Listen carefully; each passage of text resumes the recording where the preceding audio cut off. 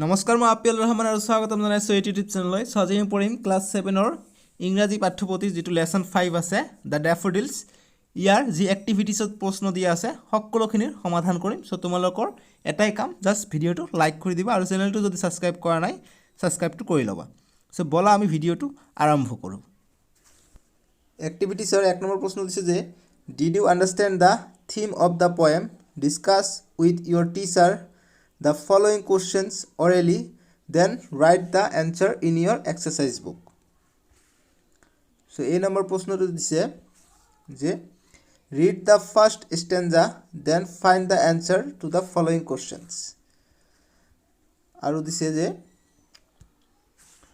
with what does the poet William Wordsworth compare himself? সে William ওয়ার্ডস যিটো কবিজন আছিলে কাৰ লগত কম্পেয়াৰ কৰিছিলে। সো আমি উত্তৰ কৰিম যে answer the poet Wordsworth compare himself with a piece of lonely cloud floating high above the sky. তাৰপিছত বি নম্বৰ প্ৰশ্নটো দিছে যে read the second stanza, now find out the following. যে with what does words compare the daffodils. আমি answer করিম the poet Wordsworth compare the blooming daffodils with the continuous stars of the sky shining and twinkling on the milky way. C নম্বর প্রশ্ন যে read and recite the third stanza. Now find out what words mean by jocund company from the option below. গতিকে option দিছে 1 number দিছে যে happy and চিয়াৰফুল, 2 number দিছে টলটিভ আৰু 3 number দিছে quite and sad. So আনসাৰটো হ'ব কি হ্যাপি এন্ড চিয়াৰফুল। 1 নম্বৰটো হৈ যাব ৰাইট আনসাৰটো। তাৰপিছত 2 নম্বৰ প্ৰশ্ন যে read and recite the lines. I gaze and gaze but little thought what wealth the show' to me had brought. What does the poet mean by the word wealth, why does he use the word. গতিকে wealth মানে কি বুজাইছে আৰু কিয় এইটো use কৰিছে। আমি answer কৰিম the poet by the word wealth means property, money, etc. The scenery of the blooming daffodils remained in his mind like a valuable property. Property gives one happiness. The sight of the daffodils also gave him happiness in his sad moment.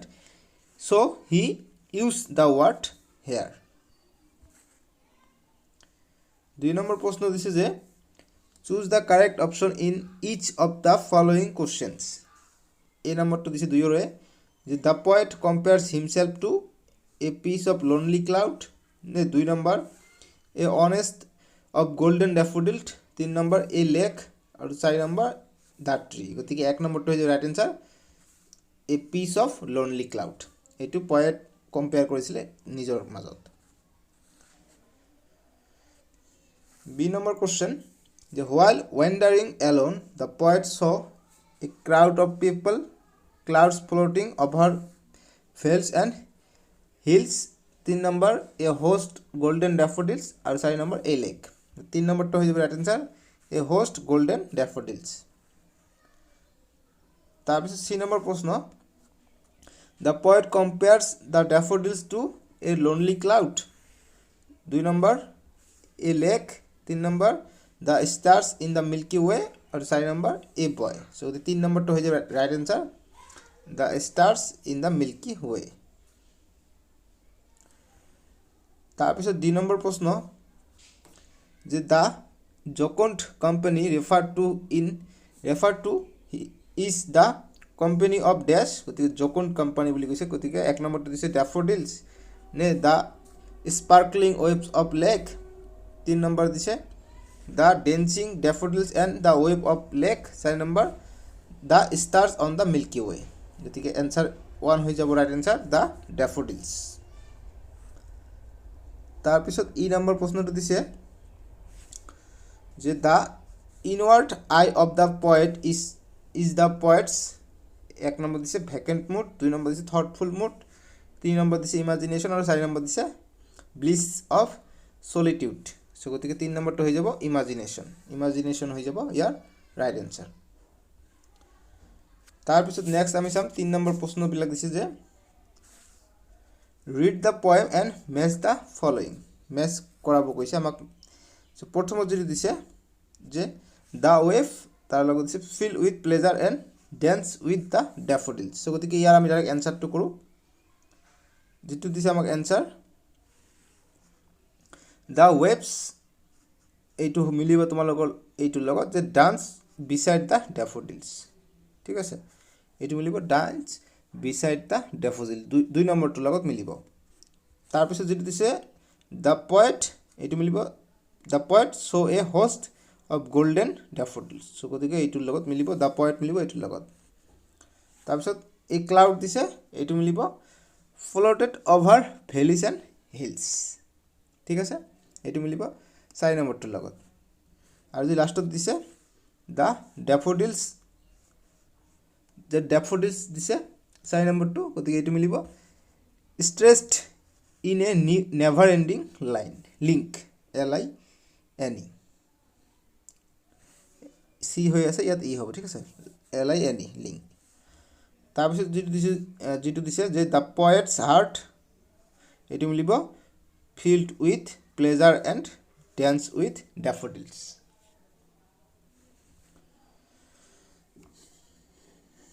চাৰি number প্ৰশ্ন read the poem again and answer the following questions.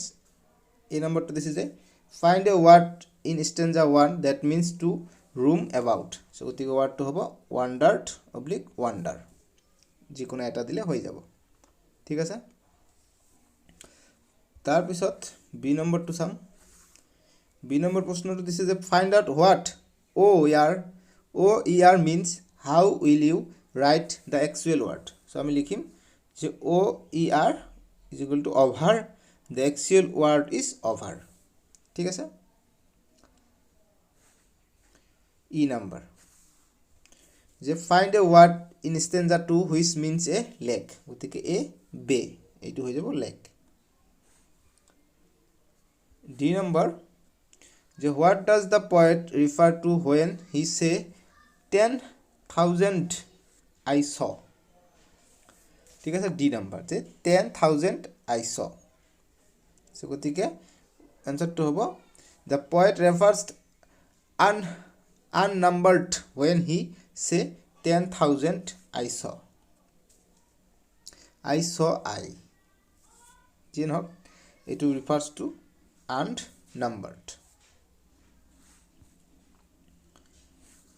E number প্ৰশ্ন যে what is sprightly dance.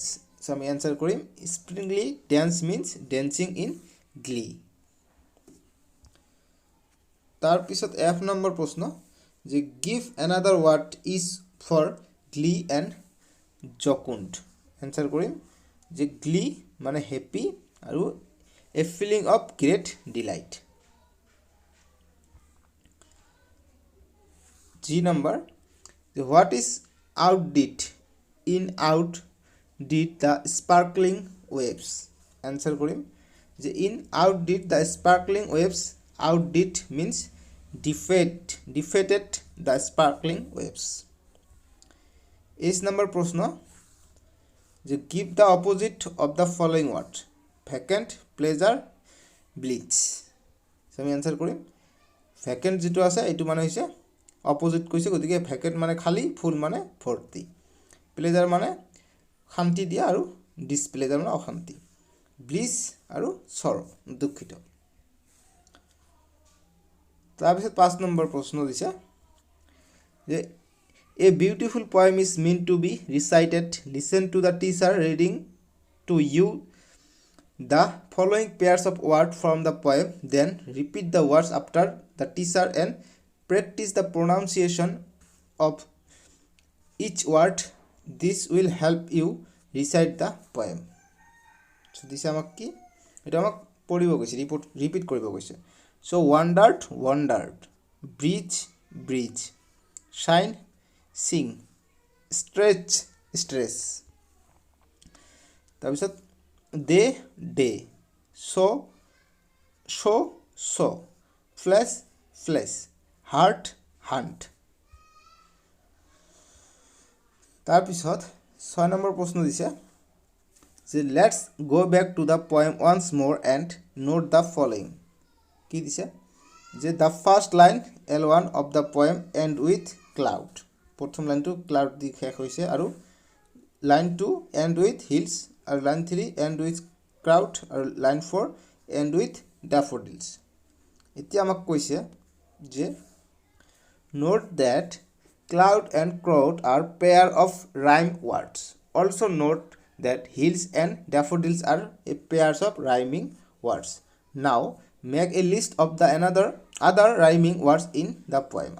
বেলেগ rhyming word আমাক মিলাবলৈ কৈছে so আমি মিলাম সো প্ৰথমত যদি দিছে আমাক যে trees breeze thought broad shine line এইবিলাক rhyming word কবিতাত আছে lie I way bay mood solitude glaze dance fields daffodils they gay. তাৰপিছত এতিয়া আমাক দিছে যে choose from the box the word rhyming with the underlined word and complete the sentences. গতিকে still dancing mood breeze এইবিলাক আছে আমাক প্ৰশ্ন দিছে এনেদৰে এক নম্বৰ যে the sun is shining and girl is কি হ'ব ইয়াত girl is dancing. সো গতিকে আমি উত্তৰ এনেদৰে কৰিম এনসার যে the sun is shining and the girl is dancing. তাৰপিছত 2 নম্বৰ যেটো দিছে the forest is full of green trees and the flowers are dancing in the cool dash দিছে গতিকে ইয়াত হ'ব cool breeze. তাৰপিছত 3 number so on the top of the bare hills I stand mute and still. 4 number don't spoil my mood গতিকে খালি ঠাই আছে ইয়াত হ'ব mood by being so rude গতিকে ইয়াত হ'ব mood ঠিক আছে 7 নম্বৰ প্ৰশ্ন দিছে যে rewrite the following poetic line in everyday English. So আমাক দিছে এক নম্বৰটো যে 10,000 saw I at a glance. So rewrite কৰিব কৈছে সো আমি এনসাৰটো কৰো ডাইৰেক্ট যে এনসাৰটো এনেদৰে লিখিবা এক নম্বৰটো যে I saw unnumbered flowers at one side of my eyes আৰু 2 নম্বৰটো যে often when I was lying in my bed with thinking anything in the sad moment আৰু 3 নম্বৰটো आंसर লিখিবা যে then my heart filled with pleasure ঠিক আছে rewrite কৰিছো উল্টা পাল্টাকে দি আছিল এটো আমি ভালকে লিখিছো তাৰপিছত বি নম্বৰটো দিছে যে find two words in the poem that are poetic in form and are not used in prose. Write a sentence illustrating the use of each of the two words. Answer. OER মানে over. Clouds were floating over the valleys and hills.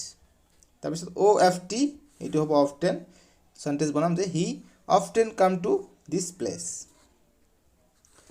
এতিয়া 7 C number প্ৰশ্নটো দিছে যে illustrate the difference in meaning between gaze and stare by writing a sentence using each. The gaze answer করেন the poet gazed at the blooming daffodils আৰু stare দিছে গতি লিখিন the police stare at the thief. তাৰপিছত 8 number প্ৰশ্নটো চাম 8 number প্রশ্ন দিছে যে note that one word is in each of the following lines is wrong. Rewrite the exact below by replacing the word with the correct word of the poem. So এনেদৰে দিছে ভুল আছে আমি আমাক এটো শুদ্ধ কৰিব লাগে যেনেকৈ দিছে the trees beside them dance but they outdid the twinkling waves in clay. A cloud not but be gay. In such a joyous company, I gazed and gazed, but also thought, what will the sight to me had brought? Answer করিম যে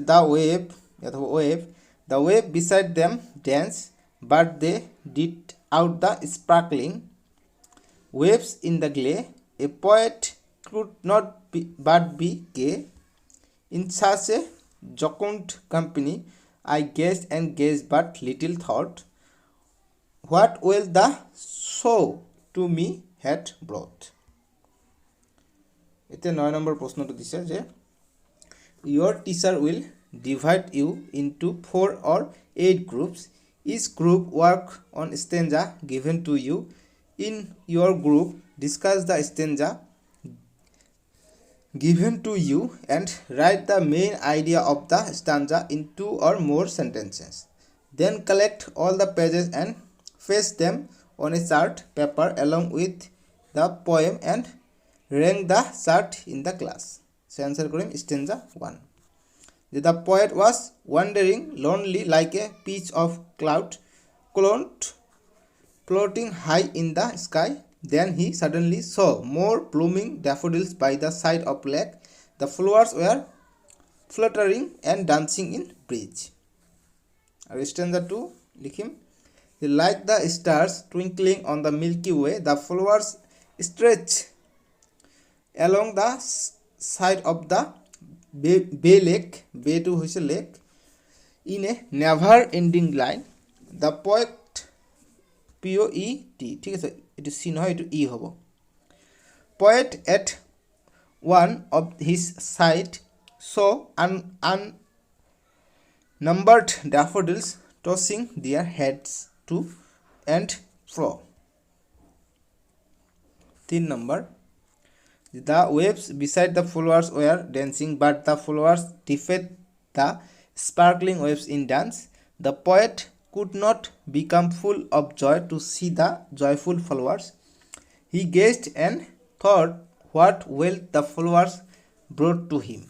আর stanza 4 লিখিম যে when the poet was lying in his bed without thought in a sad moment, the sight of the daffodils came to his mind eyes.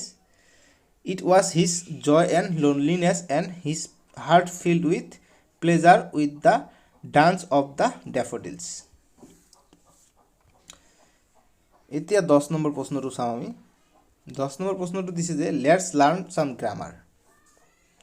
যে here are some lines that tell us what the poet said he was doing in the poem.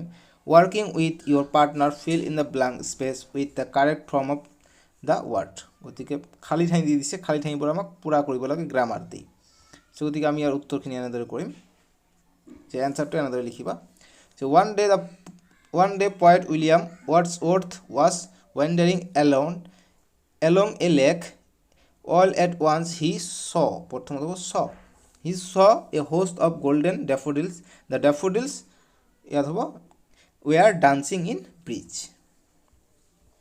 তাৰপিছত the poet compared the daffodils to the stars of the Milky Way.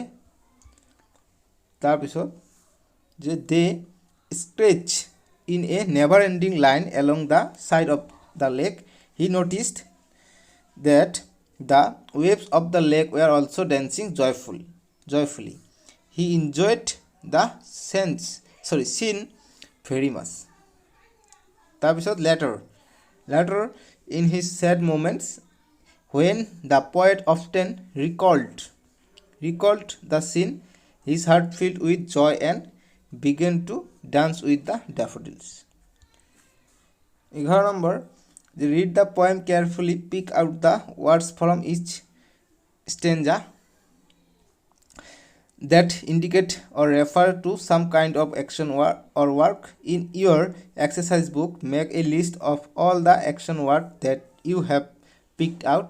Use the dictionary to find out the meaning of the unfamiliar action word. তাৰপিছত দিছে যে you can list the word and their meanings in a table shown as below. গতিকে action word আৰু meaning আমাক দিব কৈছে। So আনসাৰটো আমি এনেদৰে লিখিম খালি ঠাইত।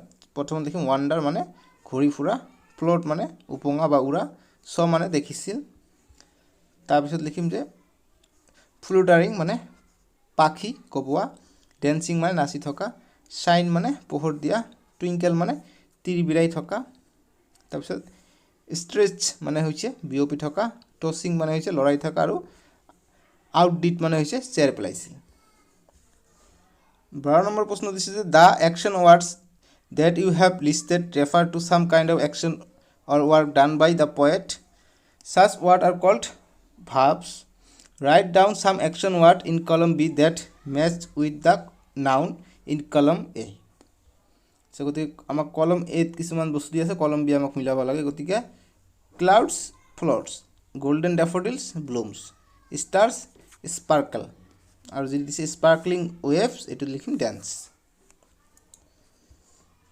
তাৰপিছত আমাক নেক্সট দিছে বি নম্বৰটো দিছে দে working with your partner use the verbs in column B and write the four sentences that tell what the noun in column A were doing one has been done for you এটা কৰি দিয়া আছে যে the clouds was floating over valleys and hills তাৰপিছত বিলাক answer কৰিব লাগে গতি 2 নম্বৰটো আনসাৰ কৰিম এনেদৰে যে golden daffodils were blooming beside the lake আৰু 3 নম্বৰটো কৰিম the stars were sparkling in the sky আৰু 4 নম্বৰটো কৰিম sparkling waves were dancing in the margin of the bay এতিয়া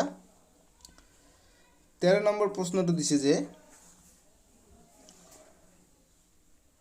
13 নম্বৰটো মোক পঢ়িবলৈ দিছে ঠিক আছে যে you have come across the term preposition you know that preposition are words like at, as, by, for, to, etc. These words are usually placed before a noun or pronoun to show their relation to place, time, direction, etc. এতিয়া আমাক এইবিলাক পঢ়িবলৈ দিছে যে look at the look at this passage from the poem গতিকে over valleys and hills গতিকে এইবিলাক কি আমাক দি দিছে সেন্টেন্স বিলাক সো গতিকে এতিয়া আমাক এনেকৈ দিছে গোটে তোমালোকে পঢ়ি চাবা ঠিক আছে পঢ়ি কেনে তোমালোকে পেজ নাম্বাৰ যে 63 আছে 63 দিয়া আছে কোশ্চেন কিটা খালি ঠাই দিছে নহয় যে ইয়াত যে now complete the sentence with the correct preposition তো প্ৰথমত দিছে clouds float dash hills and valleys গতিকে অপশন দিছে অন ওভার বাই গতিকে কোনটো হ'ব গতিকে আনসারটো আমি এনেদৰে কৰিম যে answer clouds floats over hills and valleys 2 number the daffodils bloomed beside lake তাৰপিছত 3 নম্বৰ যে stars were shining in the sky in the night sky আৰু 4 number they formed a line along the shore of a bay আৰু 5 number যে he would often lie on his couch lost in thought গতিকে on হ'ব ইয়াত এতিয়া 14 number প্ৰশ্ন যে discuss in group and write a few lines on so ইয়াৰ ওপৰত few line আমাক লিখিব লাগে so 14 এইটো দিছে আমাক যে how you felt after you saw a beautiful garden full of blooming flower so answer কৰিম যে I felt an unexplainable pleasure after seeing as double e double c যেটো আছে এটো double e as double e I n g seeing the beautiful flower garden full of blooming flowers the sight of the garden will remain forever in my mind আর b number যেটো দিছে এটো কৰিম যে place without trees and flowers লিখিম after seeing the place without a single tree and flowers my mind become very melancholy flowers and green trees bring freshness to our mind and body a place without tree and flowers is a desert I think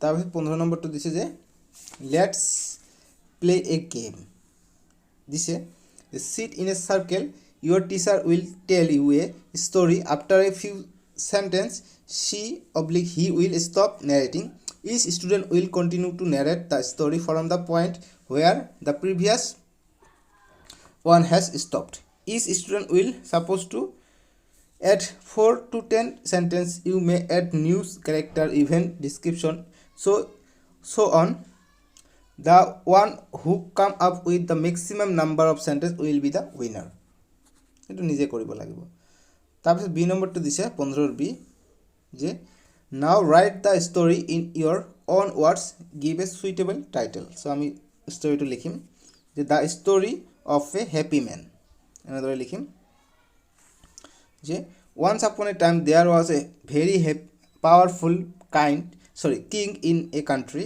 but for some reason he lost his peace of mind. He consulted with a famous astrologer about regaining his peace of mind. The astrologer, after the astrological calculation, advised the king to wear the shirt of a happy man as means to regain the king's peace of mind. Thereafter, the king asked his men to find out a very happy man in his country. They tried their best but could not find a happy man. One day, the king, while sitting on his usual place, saw a man passing his way singing happily. He was a day laborer and was returning home after his day's labor. The king thought him to be a very happy man. He summoned the man. The king, on his arrival, asked if he was a happy man. The day laborer, in fear of king, replied that he was happy enough. The king, having heard this, was pleased and ordered the man to give him his shirt the next day in the morning. The day laborer then very politely requested the king, telling that he had no shirt to wear. The king then realized that man's happiness does not depend on wealth and power but on the mind. Then the king offered the day laborer some money to buy a shirt and let go. The day laborer went home more happily and praising the king. So ইমানে আছিলে আমি next ভিডিওত তোমালোকৰ যেটো next chapter আছে chapter 6 lesson 6 Dhanush guitar এটো আমি next ভিডিওত কৰিম তোমালোকৰ স্ক্ৰিনত উঠিব তাতে ক্লিক কৰি চাব পাৰিবা ঠিক আছে সো এই ভিডিও কেনেকৈ পালে মোক কমেন্ট বক্সত জনাবা যিমান কেইটা প্ৰশ্ন আছিল সব কেইটা প্ৰশ্নৰ ডিসকাস কৰিলো আৰু সলিউশনো কৰিলো আশা কৰিছো তোমালোকৰ ভিডিওটো ভাল লাগিছে সো কমেন্ট কৰিবা কোনটো পাৰ্ট বুজি পোৱা নাই আৰু কোনটো পাৰ্ট ভাল লাগিছে কমেন্ট কৰিবা আৰু পৰীক্ষা তোমালোকৰ কেতিয়া মোক কমেন্ট বক্সত জনাব ঠিক আছে সো এইখিনি বাই বাই টেক কেয়াৰ